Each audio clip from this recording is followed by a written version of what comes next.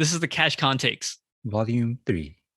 So we didn't know how this was going to actually unfold for today's recording regarding what we want to talk about, which is traveling, right? Yeah. So a lot of people are actually starting to travel as of now. So people are going to around the country domestically. They're going to Hawaii. I know a lot of people actually went to Greece. I'm jealous. I kind of want to go to Greece now. Greece is open. Yeah. Ton of people are going to Greece. Like all the F1 people, all F1 drivers, like they went to Greece for the vacation. Well, I mean, they're already in Europe, right? Yeah. But I think a lot of people in New York also went to Greece. Like your friends? Or celebrities? No, I think one of our high school acquaintances went out to Greece. I'm not gonna give any names out right now. I always wanted to go to Athens. I wonder what the quarantine is.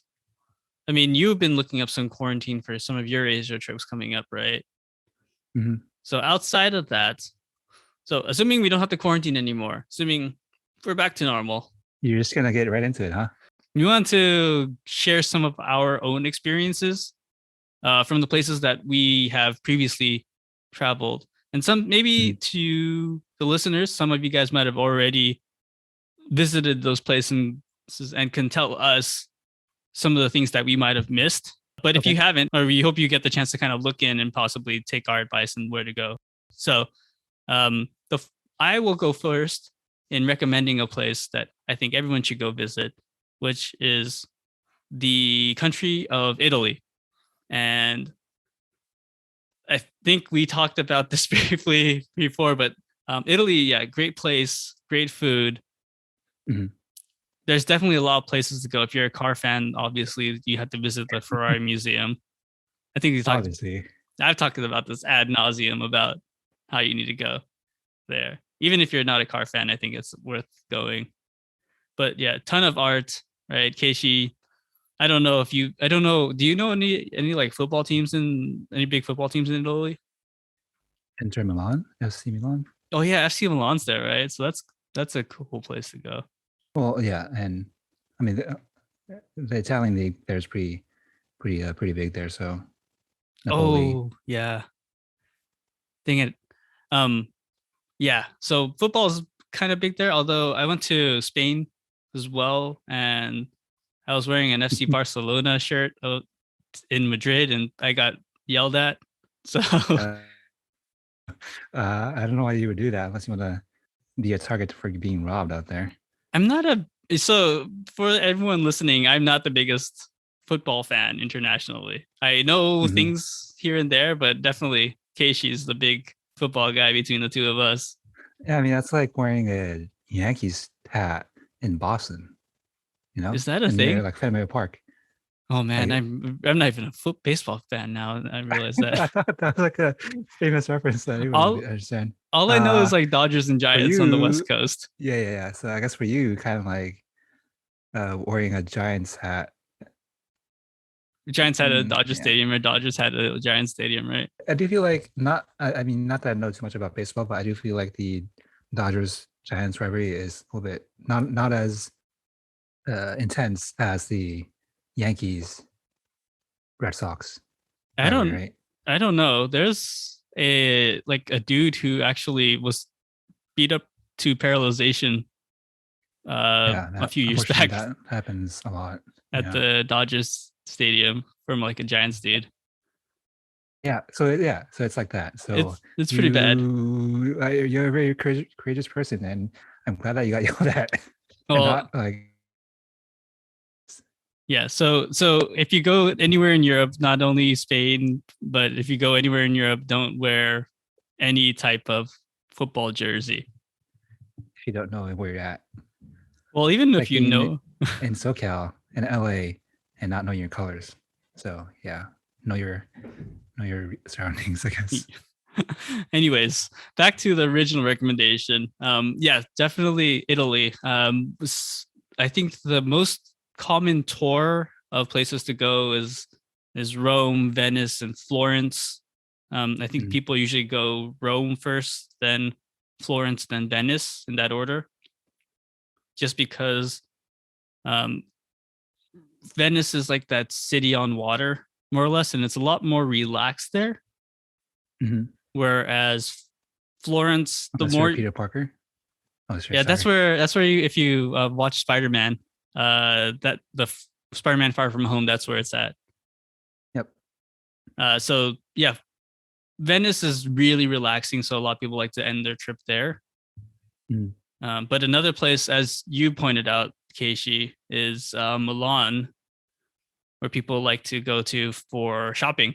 It's a huge shopping place. I have never shopped Mhm. there, but it is a Hmm. huge shopping place. It's very picturesque because it's right next to like this. You can see like the Swiss Alps from Milan, or Mm. like that northern Italy area, which is really nice.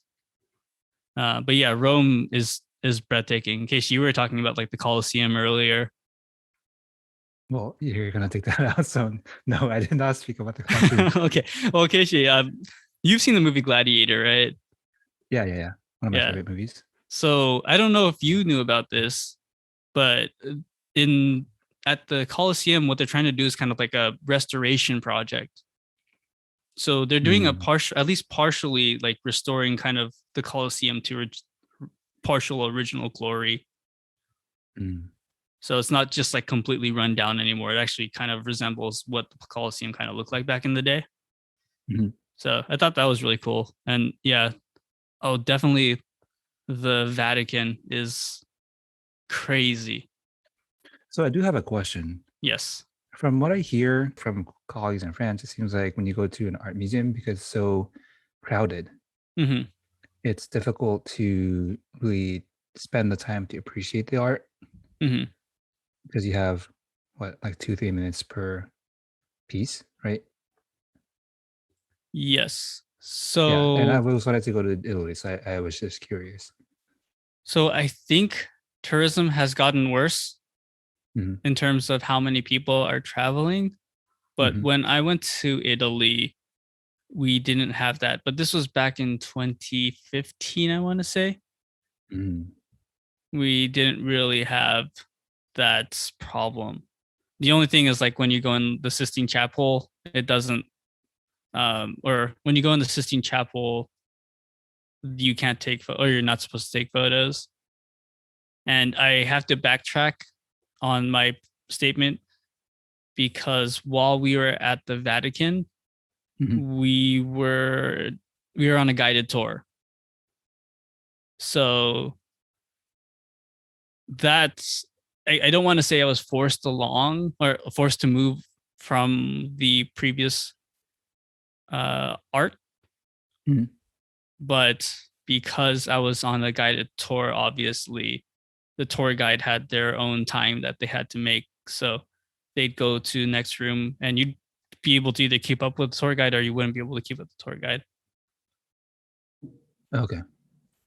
But then even with the tour guide experience, you still had a fair amount of time to kind of actually look at it.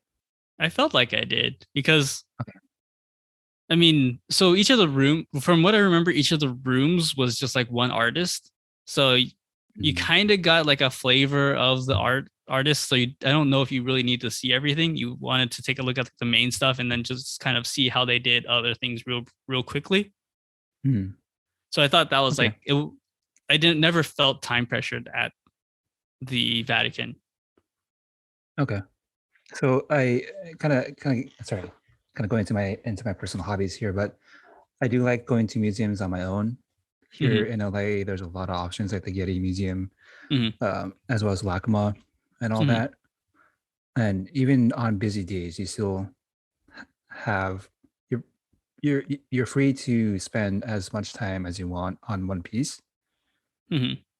right? So yeah, I was just curious, like what that experience would be like, especially if I'm Yeah. paying however many money to fly out there for that experience. Yeah, I was just curious.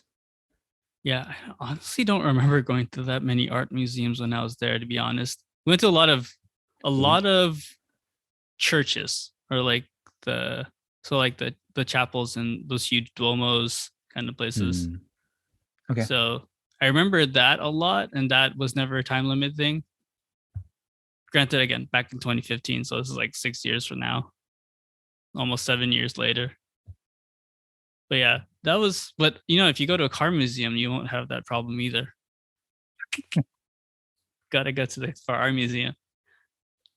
So I think he mentioned 5 cities. So yeah, I went to, so we went to Venice, Florence, and Rome. I went off to a side shoot in like Maranello to go to the Ferrari Museum. And then we did a South Italy tour. We took a train to like Sicily. I think it was Sicily. And I forgot. And what's that coast? The Amalfi Coast. It was like a Okay. tour from Florence. We did the tour through the Amalfi Coast and like southern Italy, and that was beautiful. And the Tuscany. We went to Tuscany, which is not south. You're saying tosta. Everything you like tostadas instead of Yeah. Tuscany. Yeah, what was that? So we went to okay, I'm getting my geography all mixed up now. I guess it was up because Rome is south. So we went to so Venice. Oh, we did north to south. So we did Venice, then we did Florence, and then we ended up in Rome. And then I guess Florence, we went to Tuscany. I did not come prepared for this well enough either. Yeah. Anyways, so yeah, we went to Tuscany, which is beautiful, a beautiful area. It was like a trip from Florence. We did like the Tuscany thing. Went to Amalfi Coast. Yeah, that was great. If I had one more chance to go there, I would probably go like Cinque Terre is like this coastal city in Italy that you have to like walk to get to. Oh, from where? South of Rome, I think. I really don't remember off the top of my head, but it's very picturesque. Cinque Terre, I think is what it's called. But yeah, that would be one of the only other places I'd probably go. If you are a car fan listening, don't really bother going to the Lamborghini or Pagani museums because they're really not great. But if you do, I think if you're in the Milan area, the Alfa Romeo Museum is really cool. That's probably a clear second to the Ferrari Museum and a must visit. So what's the difference between the museums you recommend and the one that you do recommend? Is the experience different? Oh yeah, I mean like the Ferrari Museum is this huge, like long museum of cars. It's like historical. The Lamborghini museum is just like a showroom of the cars. So it's very big differences. Like the Ferrari is like multiple rooms. They have a room for like their F1 winning cars and trophies. It's very emotional, I want to say. Emotional. Yeah. I don't know. As like a car person, you kind of just sit there and like take in a lot of stuff. It's very there's so much that you just kind of take in that museum.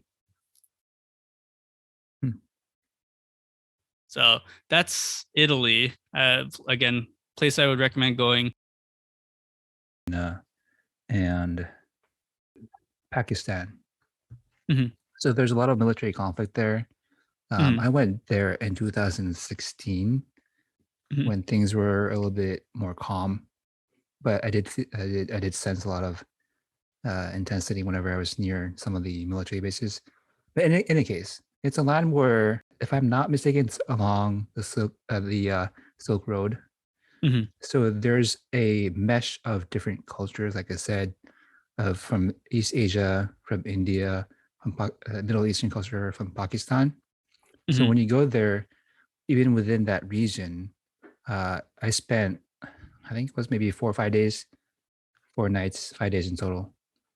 But when I made the trip around there, in each town or village, I got a sense of different. Sometimes I got this like Chinese historical buildings and the Buddhist culture from Tibet. So I don't know if you've seen pictures of Tibet, but there, like there's the monasteries out there, the vibrant colors. I saw that, but then in a different town, I would see a lot of Muslim people and living in villages and having their own lifestyle. So even though I was technically in India and part of India, it was a very um, something that I've never really experienced living here in the States or my time in Japan. So I think that for that reason, it was a very eye-opening experience. And I would definitely recommend for those that do appreciate history, culture, or mixed cultures, and nature. Oh, but I do need to say it does take a lot of time to get there. You need to coordinate a lot to make sure that you can reserve certain accommodations. Some of these villages are not internet friendly, so you Mhm. need a coordinator that speaks English to help you sort things out. So just yeah, throwing that out there if you do plan to check it out. So the draw of there is to hit up a whole bunch of cultures in a short amount of time. So I actually went there. I kind of tagged along. It wasn't Hmm. something that I did plan, but I always wanted to go to India, Hmm. and that was part of the trip.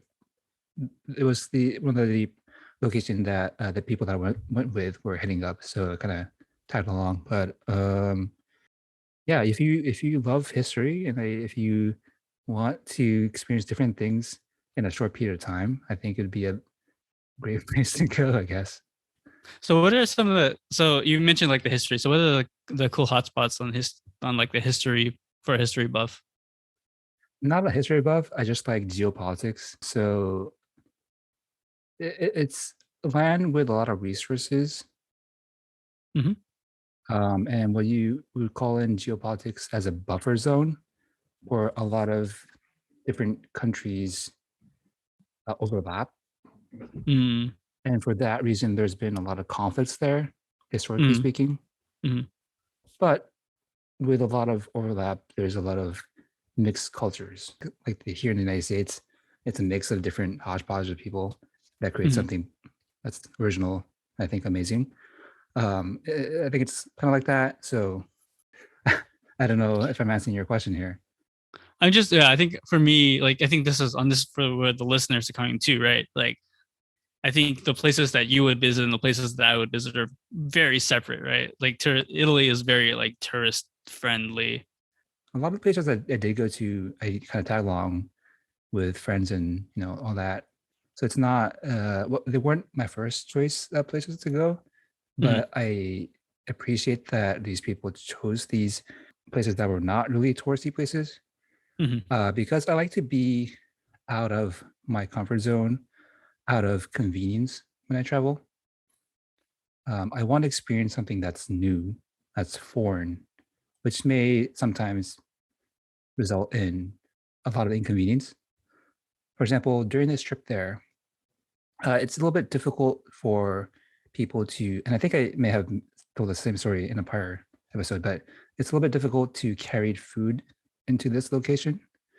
Okay. Yeah. And there's like a mountain that they need to kind of cross to bring in the food.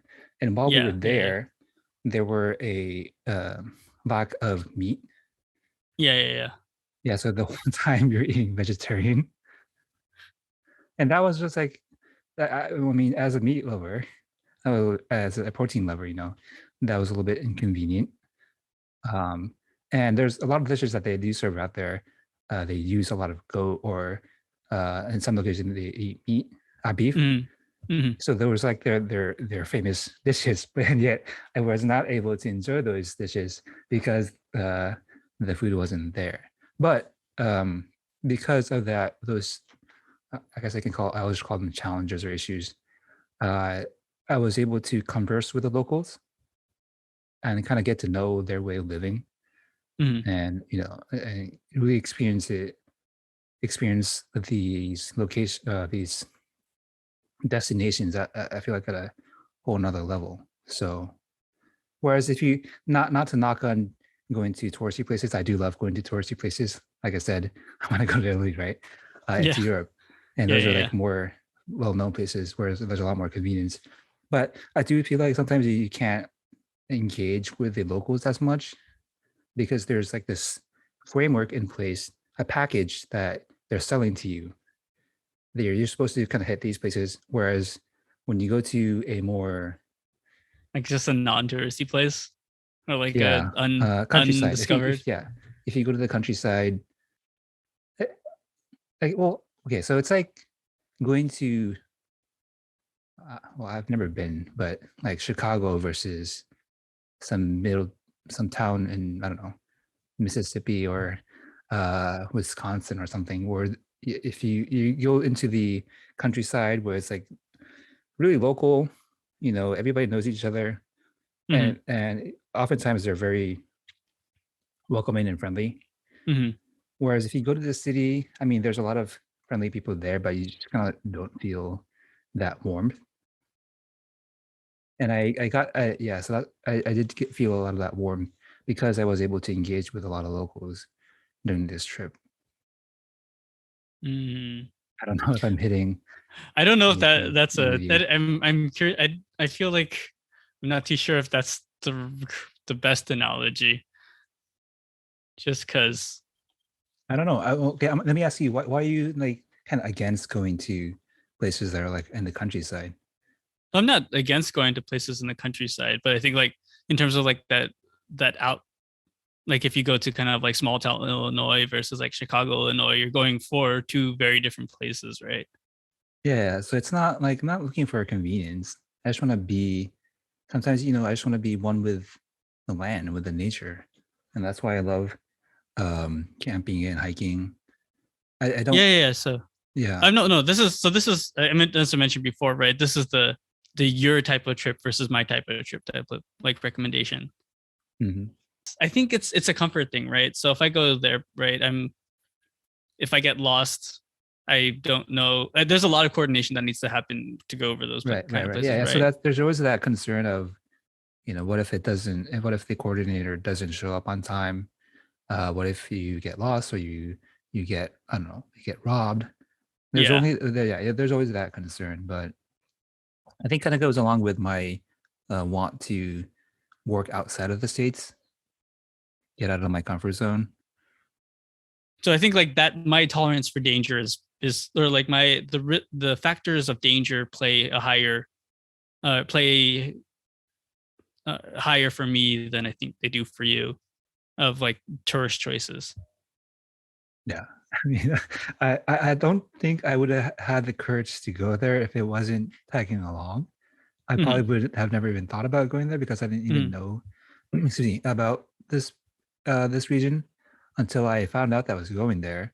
I did Hmm. a ton of research to make sure that it was safe, Yeah. and only to discover that it was like kind of like shady at times, depending on, you know, uh, the geopolitics at that certain period of time. But when we went there, it was when it was calm. Since then, it's been a Hmm. little bit iffy here and there. Hmm.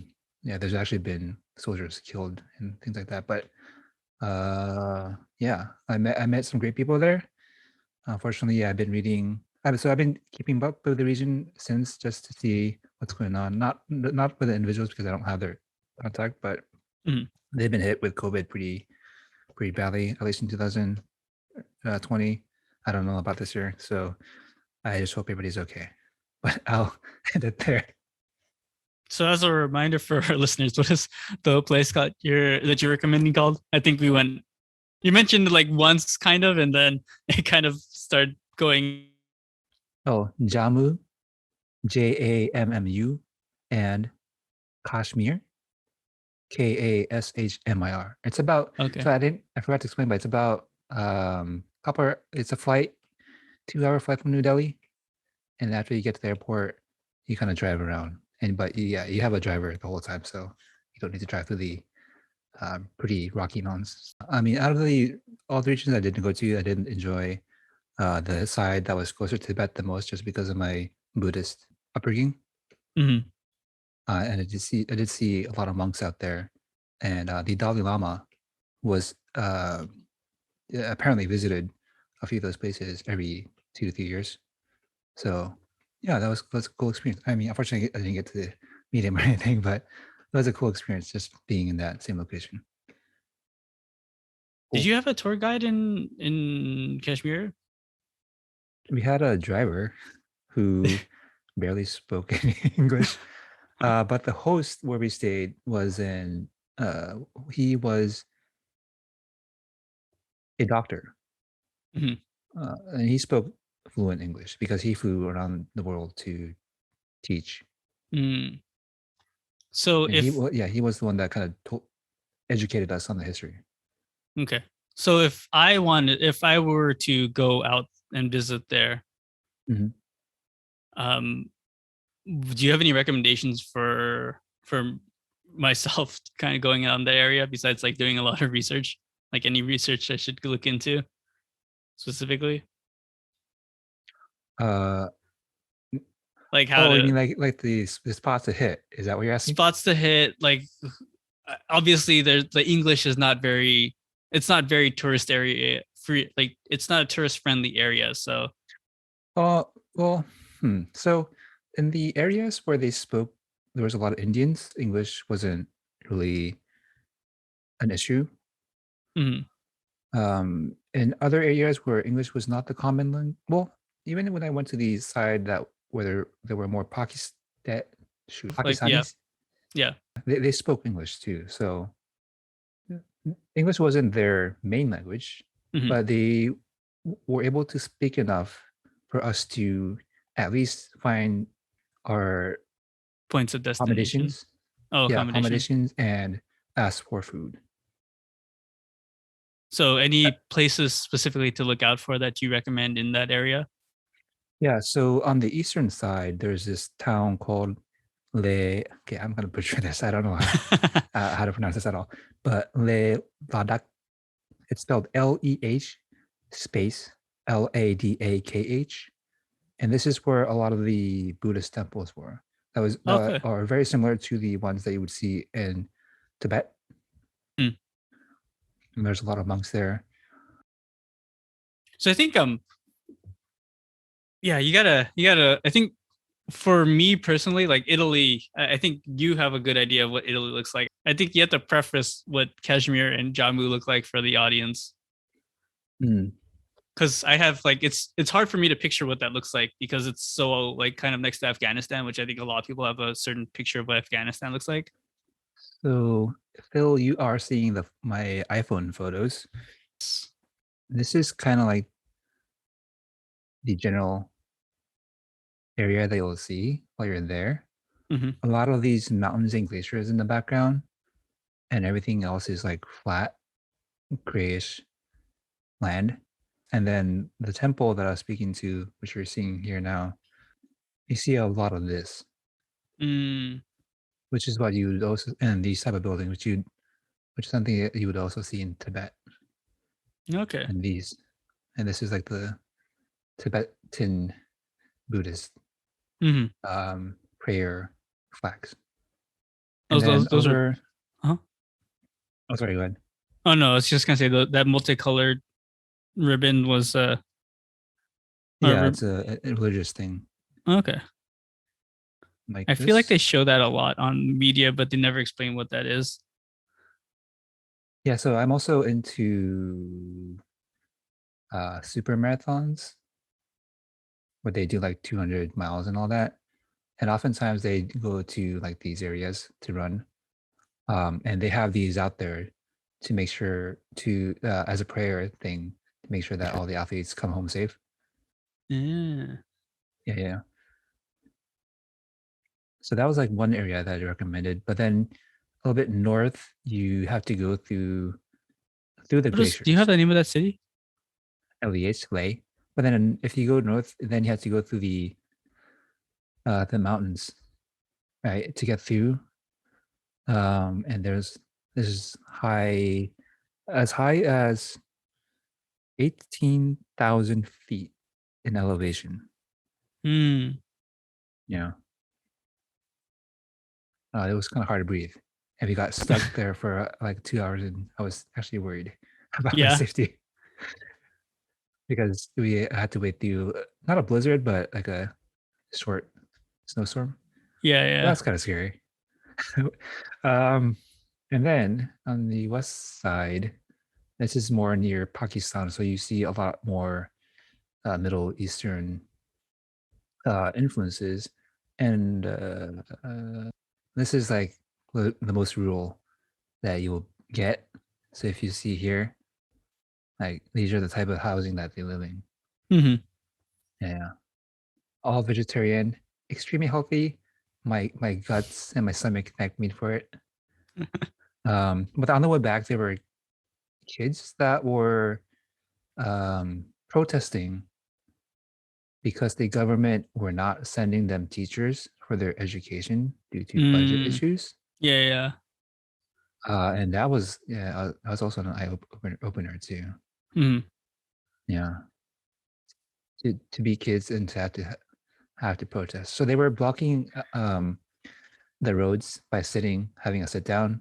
yeah, yeah. So it was impacting a lot of the local businesses as well as us tourists who were trying to get back in time for our flight, which I felt kind of bad because I was getting a little bit irritated. But in hindsight, that was an a-hole thing to be thinking of when Mm, I come from such a privileged background, and I think that's also it. That's also it too. Like traveling to places like this really keeps me grounded as a human being, and it's kind of sad that it takes things like this for me to really appreciate my life, but mm. it does keep me grounded. You don't appreciate your life, Casey? No, sometimes you just take things for granted, like internet and like my stupid phones. Like I feel like it's a need, but I mean, yeah, a need, but it's more of a want. Like, and this, and it's such a cliche thing to say, but I do feel like I'm a global citizen and all this like countries and regions, and sometimes I get sick of all that. But enough of Well, my shit. jaded feelings. Let's move on to the next one because we spent too much time on this one region.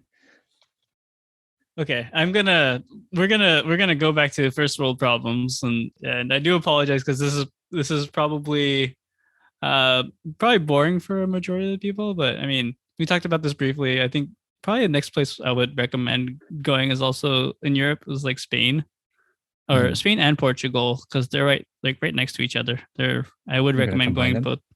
Yeah, why not? We combined them on my trip. Spent like a few All days right. in Portugal. All right. Well, keeping it within the 1 to 2 weeks, then you can definitely do like get the hot spots in Portugal and Spain. Obviously, you could always spend more time in either one, Mhm. but like for Portugal, I think we visited Lisbon, and that was really cool.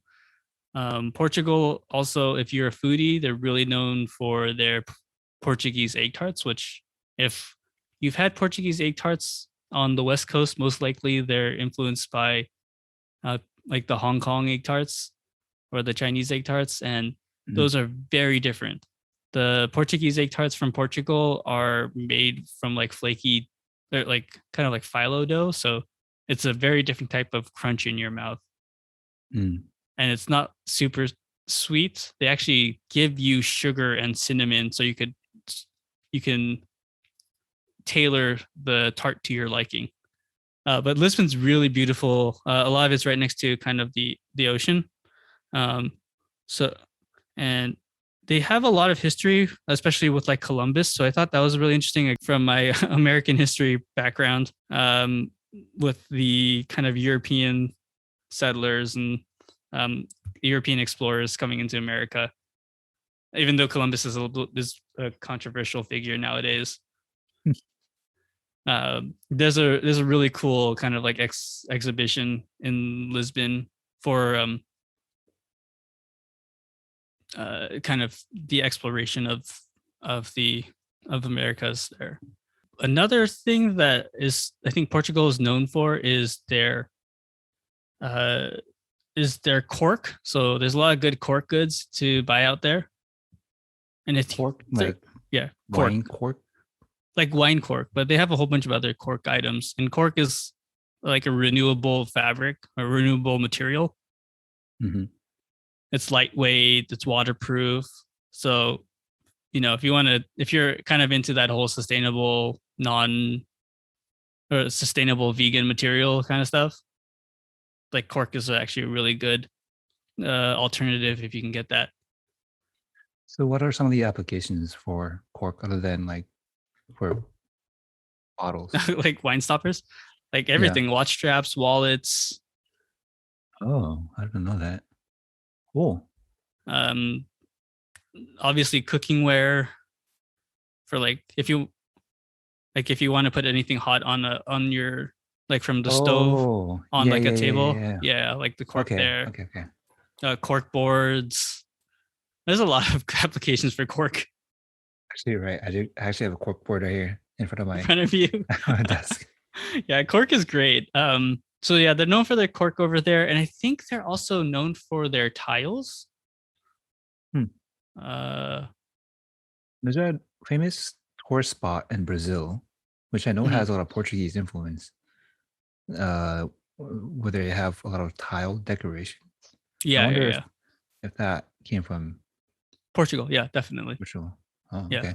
yeah. Portugal's known for their like elaborate tiles, elaborate pattern tiles. Oh, okay. That must be it. Yeah, so if you're over there, take a look. There's a lot of cool tiles all over the place on the streets, on the walls. Okay. But also, if you're there, Portugal has a lot of cobble roads, so be prepared to like have a workout on your ankles and knees. From walking? Yeah, from walking, because all there's like a lot of, especially in like Lisbon, there's a Mm. lot of like cobble roads that are super uneven. Oh, okay. So even though it's like there's a bunch of cars out there, just like walking on it's a little like it's a workout.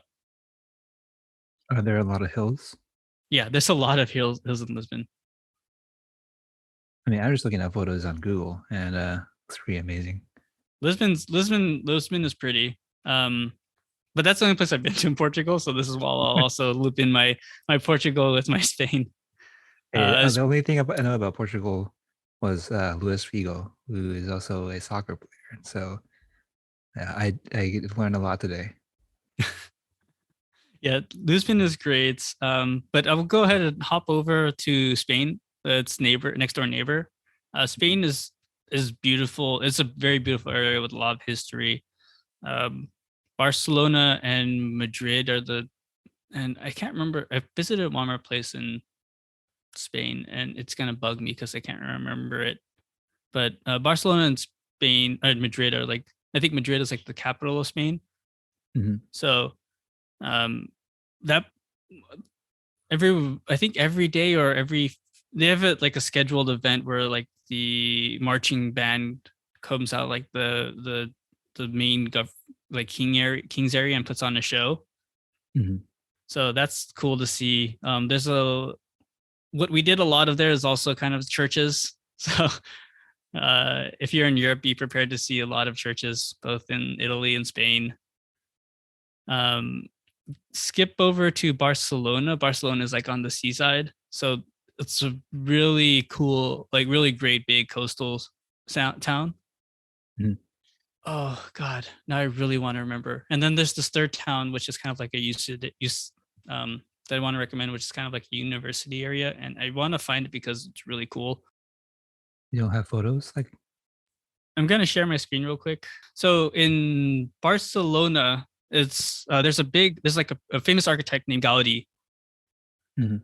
Gaudi is famous for his very unique, very kind of nature um, inspired architecture, which I think a lot of people say they're inspired by nature, but his actually takes a lot of very non-conventional types of shapes and angles and kind of circumferences, and it's very rounded. Um, so if you look at or sorry, what was that first place to say? Park Well is like this. It's just this huge park that Mhm. Gaudi kind of created. That has a whole bunch of like his architecture around it. Mhm. But his, and he also has like he's made his own house, which is very famous. Casa Batlio. Mhm. So this is kind of what the outside looks like. Oh, you're not seeing my screen. Sorry, that's my bad. No worries. So Casa Batlio, this is what the outside looks like. It's loading. Okay. Yeah, so you could see kind of these very unique shapes, like circles. They're not like squares. There's no squares anywhere really. Mm. And this is made of glass. Well, tile. It's traditional types of like building material, Mm. but you'll see it's just all very unique shapes on the outside as well as on the inside. Like all of the Mm. inside, there's just like these kind of triangular arches that Oh, are this is rounded. cool. I like it. Yeah. But his big claim to fame, I think, is the Sagrada Familia, which is like Yes. Barcelona, Still which not done. I think it's portions of it are done. So the But front isn't it like portions done. the not grand example, but used as a example of artwork that's never done? Yes. It's also, I think it was finished after he died. Or the one of the phases was finished after he died. Okay.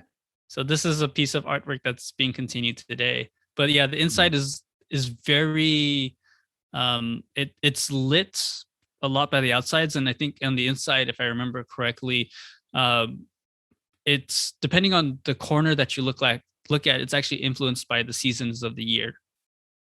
Oh wow. Okay. Yeah. So yeah, if you get a chance to go to Barcelona, a lot of great architecture out there, a lot of great seafood. Especially again, it's a very coastal city, so their seafood is really great out there. Mhm. And then the last place I want to make sure that people hit up is Valencia, and that's for me personally because Valencia is kind of like a tech area, so they have all Oh. of this really cool architecture out in Valencia. So they have like Uh, a big aquarium, big science museum out there. ooh. Is that a museum? Oh no, Yeah, so Korea. one of these Sorry. is an Sorry. aquarium museum. And then what they've also done in Valencia is there used to be like a moat that goes, or like a canal or some kind of moat that goes throughout, that went throughout a majority of the city. And what Mhm. they did is they emptied that out and turned that into this really long park. Can you see the Turia Riverbed Park? Mhm. Yeah, so this whole thing used to be a river, and they essentially drained the whole thing out and turned into a park. With like Mhm. it has its own mini golf course. There's a whole bunch of playgrounds. Obviously, there's a long running trail right through the center. Yeah, it does look like a modern city. Yeah, it's a very like it is a very modern city, but it's like I think it's kind of like a university city. That's why. Mm. Yeah, so not to talk about soccer again, but my image of Valencia is like a mediocre soccer team. So I didn't know it was a tech tech Yeah, it's a university yeah. city. Yeah. So that's probably why they don't have as much that's as great as a soccer, or sorry, football team. I just soccer. It's fine. Oh, well, this is very educational for me, and makes me want to go to Europe even more. Yeah. But I guess Def I need so far 4 weeks off. So Yeah, you could. I mean, do you remember one of our mutual friends like taught in Barcelona for like years? yeah. So yeah, I mean, obviously she spent so much time in Barcelona, but she also got to being in or living in Europe allows you to travel to all of these different European locations really quickly, Hmm. which is kind of nice. Definitely You're something telling you me. don't get. Yeah. So you're telling me to move to Europe. Got it. Well, it's definitely something you don't get in America. I don't know how easy it is in most of the Asian places, but in Europe it's super easy. Like there's trains everywhere. The flights are, from what I understand, pretty reasonable and not too Hmm. long. And you can Yeah. drive everywhere if you really wanted to. True. True. All right. All right. Yeah, I'm convincing you to move to Europe, Just for your convenience, so you have a place to a stay. cheap place to stay. Yeah. Yeah. Yeah. I would not mind, like I especially mean, don't you Germany is, huh? you already fly there with company money, so I don't know why you would need a cheap place to stay. I only fly there for company money. Well, I never went to Spain with company money. Oh, I've okay. only been All to right. I've only been to Milan with company money. I didn't go to the other places with company money. Okay. And then Germany was like another. That was the only time I've ever been to Germany was on company money, but I only had like a weekend. Mm. So I mean, you fly to these places, but you don't. If you do go for business, most of the time you're not spending at these tourist locations. You're spending on the outskirts at factories in a hotel room. Okay. You get great. You still enjoy the food because the food is delicious out there. But I mean, you don't get to see all the nice spots all the time. True. True. I mean, yeah, you already have me convinced, so no worries there. But not that I'll be moving to Europe anytime soon, but as a location to visit in the future, definitely been added Def to my mental list. yes. So for All the sake of right. time, do you just want to do one last one? We've been Well, talking yeah, for we'll quite a we'll bit of long time. yeah, we'll finish yours and then we'll wrap it up there. Okie dokie. So where is Casey taking me on for the second place? So this is another location. Actually, this is a little bit special to me because it was the first time traveling outside of the States And Japan. after I became an adult. Yeah, and it was outside of Japan. So I for I guess for listeners, we had a whatever. I'm not gonna talk about this. So this is a 2 week trip to South Yes. America. South America. Oh yeah. So what I did was I started off in LA. Yes. So I think this would be a good example for those that may live in California. Hmm. And spent 2 weeks traveling to shoot. I'm just reading myself to South America. Specifically, I went to Panama, Peru, Argentina, Hmm. and Brazil. And this Ooh. was also in 2016. And I got to Brazil right before the Olympics. So everything was nice and dandy.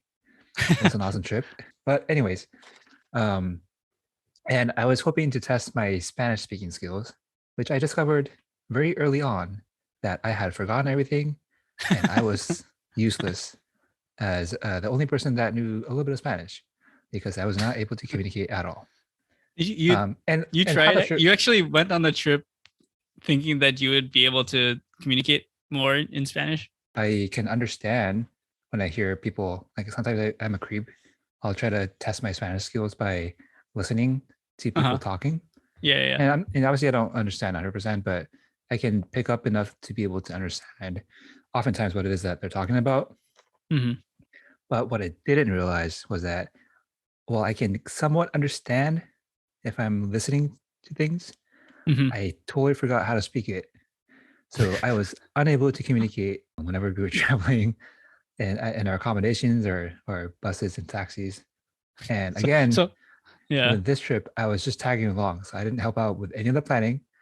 My job was to help with the Spanish translations, and I was You- shit. So, Could you read the anyways, signs? kinda, yeah. Oh, But then, there you like, go. we were already we had a package deal where we kind of knew where we were going because when Uh we huh. were hitting up the the famous spots. Hmm. So I mean, there wasn't any need to read signs. Maybe on the Yeah. menu here and there, but that's about it. But obviously, we have our smartphones these days, so it's easy to look up anything on your phone and try to figure out what you're eating. So yeah, that's that. Google So Translate is amazing nowadays. these days, well, back in 2016, it wasn't that great, but we can, search things on the menu and still and find the photos. So Hmm. yeah.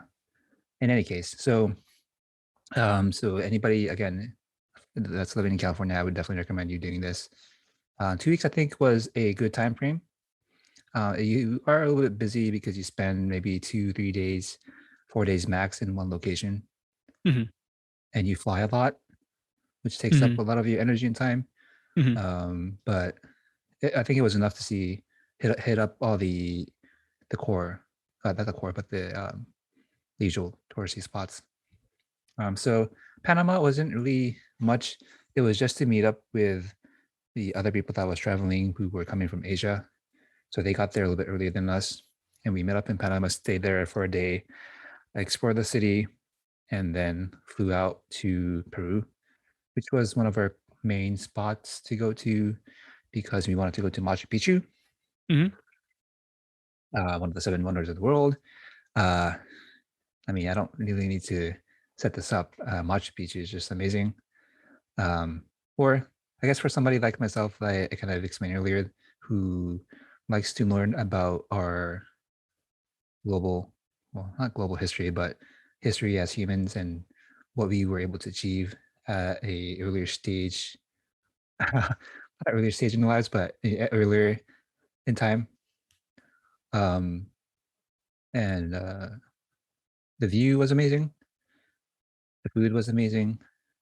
The people were What kind amazing. of food was it? So it was a lot of meat. One of the things I did eat there, I hope people don't get mad at me, but I did try guinea pigs. Oh, So guinea, that's yeah, so guinea pigs are it's a common source of food out there, yeah. but it is served in several different ways. I didn't try it this way, but in the streets you can get it on a stick, which was a Oh little my bit gosh, gruesome that's a for me. terrible picture. Uh, but mine was served more like a Michelin star type of place where they Mhm. cooked it in a way where it was presented in a way that you could not really tell It was what guinea it pig. was. Yeah, mixed with delicious sauce and vegetables, and it was served as a delicacy. Yeah, yeah, yeah. And as a tourist there, I just had to try it out. I thought it was pretty good.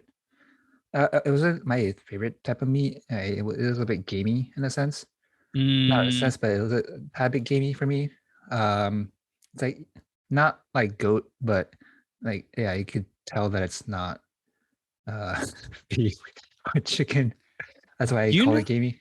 yeah. In Machu Picchu or Peru, is it Mhm. you mentioned that like majority of or kind of like a big cuisine is guinea pig. Is outside of guinea pig, are they pretty vegetarian or I don't know, they eat other meat like beef and chicken and all that, yeah, yeah. but they're kind of famous for that, so we just wanted to try it out. Mhm. Yeah. And my, you know, I have a pretty weak stomach, but I like to try things out. So Did you yeah, have I a sort of bad stomach after eating the guinea pig off? nope. Did you try the street guinea pig? No, no, no, no, no, no, no. Yeah. Which no, no, I get it. It's the same thing as if you go to like Davis in California, you see a Like whole ton of cows. cows, and Yeah, then yeah. you eat cow. Yeah. But because you Americans and Westerners and a lot of other people from Asia see guinea Mhm. pigs in a different sense, I did feel kind of What was it's it like tough or what is the texture like? I I know you don't. mentioned the game. It's been too long. I don't recall too much, and I wasn't really into taking photos of what I eat back then, so I don't have a photo with me. Mhm. Um, but I thought it was fair. I guess it wasn't really memorable because I don't really remember too much about it, other than the fact that I ate it It as wasn't a like story to take chewy back home. or like soft or tender. You remember? I thought it was done cooked pretty well. I thought it was pretty tender, Yeah. easy to consume. Yeah. Because like when I Again, ate kangaroo I in hope I'm not. Australia, Yeah. that was tough and it was bland. So I was not Mm. impressed with that. But I ate alligator and alligator was super tender. Hmm. So I'm curious. I'm curious. These are like foods that I've never eaten before. So I was curious on kind of like your experience eating a guinea pig. What is that like?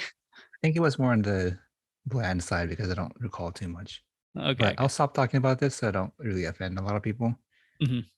I know that it can be a touchy subject, right? So, in Okay. any So case, yes. the food. So yeah, so I'm done with the guinea pig story. Going back to Machu Picchu.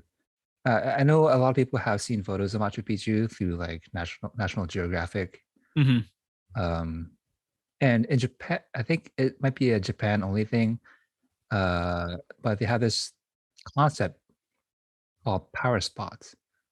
And I think it's a very typical Japanese thing that want to make everything seem special. But power spots are areas within the world where you apparently are able to get you are kind of like one with the nature, Mm. and you feel a certain tingling sensation, and you're supposed to get like luck, like Mm. from it, things like that. Yeah, yeah. So like in the States, all the time people maybe like 2 3 years ago, Sedona in Arizona Yeah, yeah, was a yeah. big thing, and you would see a lot of Japanese tourists up there because that was like the fad. Yeah, yeah. But for the first time, I don't know, being in Machu Picchu, maybe it's because I just like being with nature. Mhm. There was a special sensation that I felt. It could be altitude sickness because I did have altitude sickness, and one of the common side effects of altitude sickness is tingling sensations in your fingers. So maybe that was it. I don't know. That's a Um, that's interesting. I'm kind of surprised that that isn't brought up more often. yeah, you're supposed to take cacao candies before you Mhm. or medicine, either one Yeah, of yeah. them, before you go up there to make sure you don't get altitude sickness. Unfortunately, I got it the first day. It's What is actually that like? What is I don't know, altitude you just sickness? get sleepy Yeah. and you just sleep it off. Okay, But if okay. you don't rest enough, you get a pretty big headache. Mm. I just couldn't keep my eyes open. Like as soon as I got there, I was like, oh man, I can't. It's like, well, I know you don't drink, but it's like when you're drunk enough, you're drunk to a point where you can't stay awake, Mhm. and you're trying to wake up, stay awake, but you keep on falling asleep. Well, it's kind of like that. So that day I just slept it off, and the next day we went on a hike all the way up to the very top. Yeah, yeah, yeah. So sorry, I'm gonna repeat the same story again. But so there's two ways for you to go to the very top. One, you start from the very bottom, and I think it's a day or two hike. Um, Whereas the other, you take the train all the way into Machu Picchu, Mhm. and you do like a 2 3 hour hike up one way, Mhm. or maybe it's like back and forth. I forget, but I just remember it was really tough because of the altitude. So because of the lack of time, we did the ladder, which was easier. Mhm.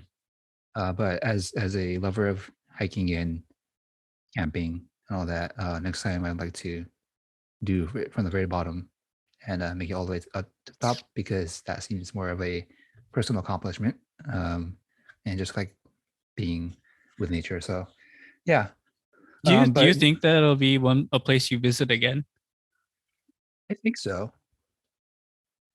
Especially because there's always like I don't know if it's true or not, but there's always talks about closing it down Yeah. because there's too many tourists and not a lot of people are being respectful to Mhm. the spot.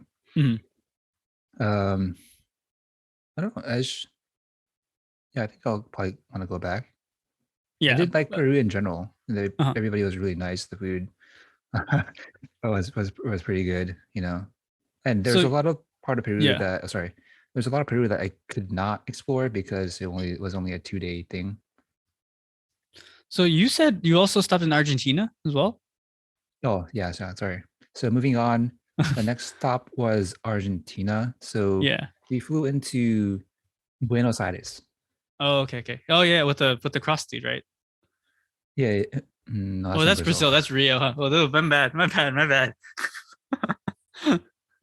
So we flew into Buenos Aires. I forget which one we went to first, but there's two locations that we went to. There's like the glaciers at the very most southern area of Huh? South America, Huh? and then there's a famous waterfall a little bit north of Buenos Aires. Mhm. I think it's as big or bigger than or the waterfall is bigger than uh, Niagara Falls, but Mhm. don't quote me on that. It was huge. I just remember what the waterfall being really really huge. And you have to. There's a whole park that was kind of designed around it so that you can see the waterfall from the edge of from the edge Mm. all the way to the other side. Yeah, yeah, yeah. Um, Not as kitschy as Niagara Falls. No, no knock on Niagara Falls. I've actually never been. Is it super sketchy? Oh no, kitschy, Oh, kitschy? kitsch, not kitschy, kitsch, corny. Oh, okay, okay. I Yeah. My vocabulary is pretty bad, so you No, that was dumb like it down for me. that was like the office thing where Pam and okay, never mind. Jim and Pam get married in Niagara Falls? No? Okay. I didn't watch The Office. I thought, I only watched the season finale. are you serious? Yeah. You never seen like season one? Anyways, um, yeah, so waterfalls is called Iguazu Falls, Iguazu Falls. Mhm. But yeah, so it's like quite nice. I mean, it's probably not the best thing to do to compare to Niagara Falls, but yeah, it's like a similar experience. You know, Mhm. that's like the only thing that's really there. Yeah, yeah, yeah. Everybody kind of goes to see that thing, and then we after that or before that, we flew to the southern, excuse me, Argentina, where Mhm. we saw the glaciers, El Calafate, Mhm. Elcalafate, um, and then you could actually see like I forget how tall they were, but really thick and tall ice glaciers. Yeah, yeah, Like yeah, which was apparently melting because of global warming yeah. when you were there in 2016. So maybe there's lots of it now, unfortunately. Yeah. Please do your own research on that. But yeah, was also a lot of another nature spot that we went to, and that's where my lack of Spanish really was highlighted because the in our accommodation, the owner was trying to explain to us how to use the bathroom, and there was a trick to flushing, Yeah. and I was Oh my nodding. gosh. I was like, Even though you didn't. all right, I got this. The guy leaves, and then I try to, do my thing, and I was like, oh wait, I don't know how to flush. And so, yes, I obviously I need to brush up on my Spanish, but we figured it out eventually.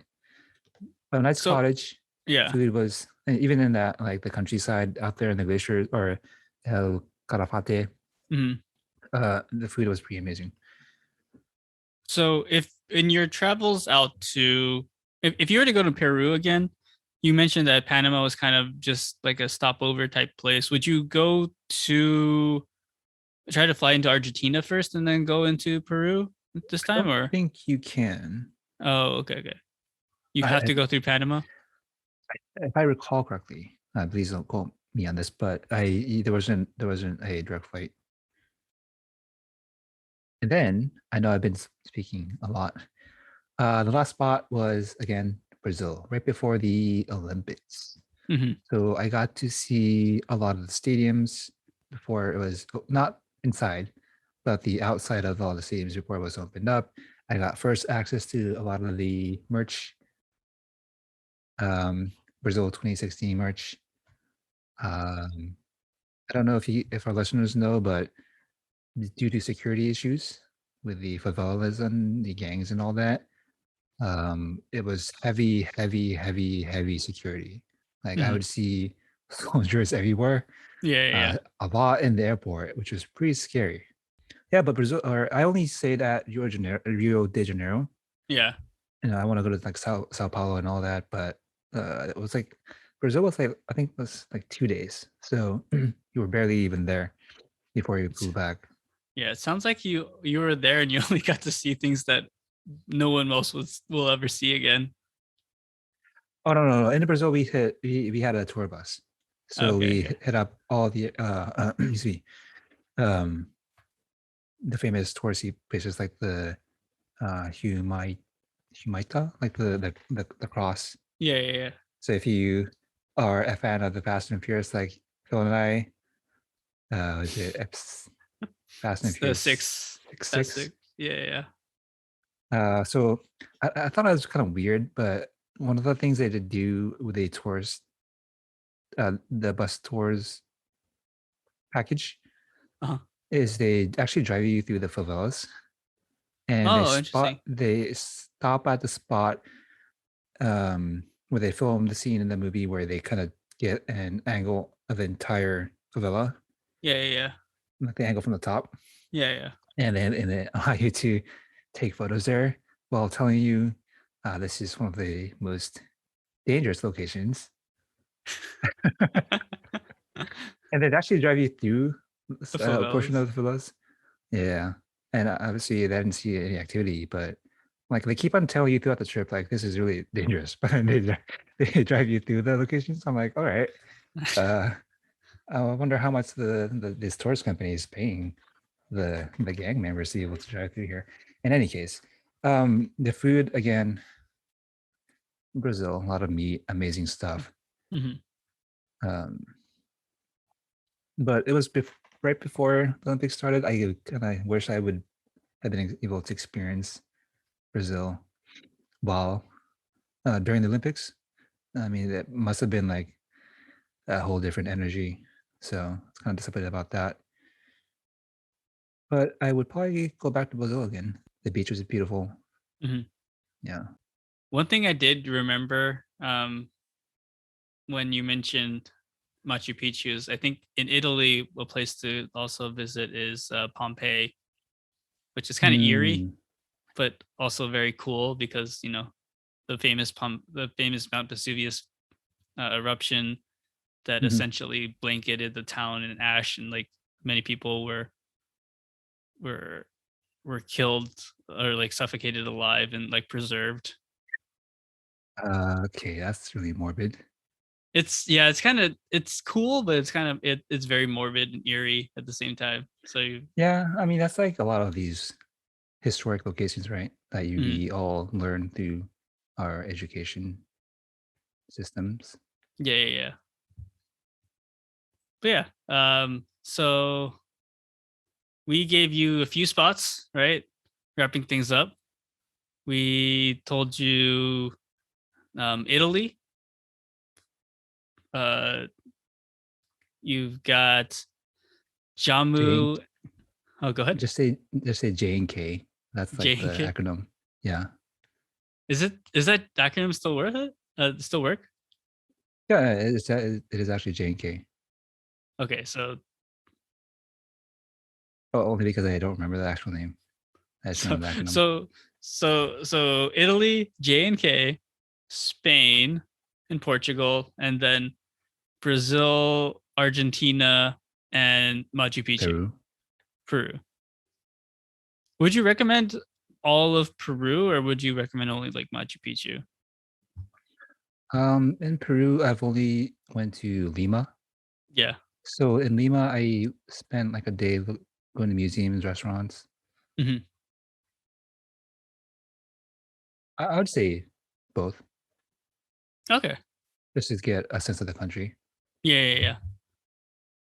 Okay, so Peru and Peru. So make sure Mm. if you go, if you have a chance to take some time off from work. I know everyone's going back, or just have some time off, a couple weeks.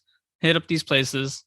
Feel free to reach out for us if you have any specific questions, and Mhm. if you think some of these places, if you think of any better places that we should have recommended or that you recommend us going, feel free to share with us on our Instagram and WordPress.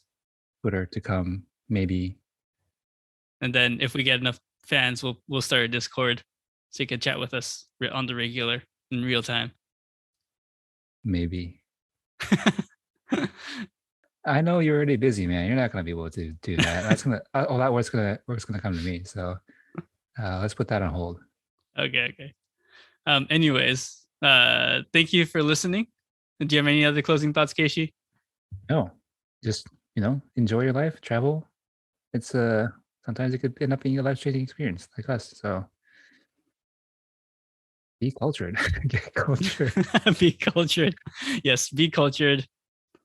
Keep on learning. We'll see you in the next one.